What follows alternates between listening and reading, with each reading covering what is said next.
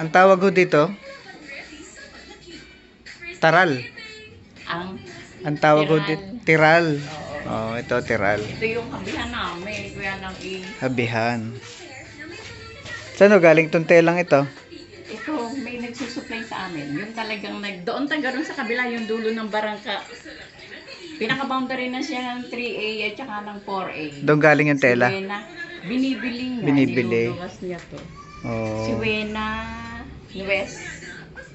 Ano magiging finished product niyan? Ay, ano siya. Ito yung ginagawa naming sablay. Yung Sablay? sa kapsu. Di ba yung uso ngayon pag ito. graduation, pag gano'n na siya. Oo, yung inilalagay sa balikat, no? Yan na yun. Ito Sa pala kanya yun. maraming- Gaano kahaba ho yan bago putulin? Ay, depende kung hanggang saan ko kaya dito. Yung Hanggang saan kapal. kaya, yung kapal, oo. Siya na lang yung nag-ano, Oo. ano kahaba. Ilan taon na kayo nagaganito? Ay, naku, high school pa ako. High school pa ho. Kaya lang nung nagkatrabaho ako, di napatigil. Yung mga 30 years na kayo nagaganito? Oo. Ayan, tiral.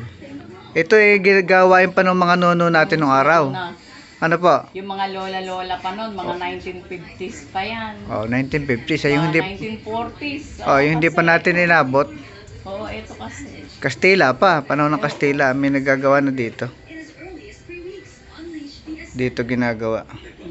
Doon, meron din Maragondon. Saan ang lugar? Doon kinawena, yung bandaron pa ng barangay hall ng 3A. Ah, okay. Naandun siya yung nagpapagawa nito. Siya yung pinakaamo namin. Ito ang ano ng Siya Maragondon. yung papagawa. Isa sa Tapos siya yung kumukontrata sa Kabso. kilala, Maragondon. Sa ganitong gawain.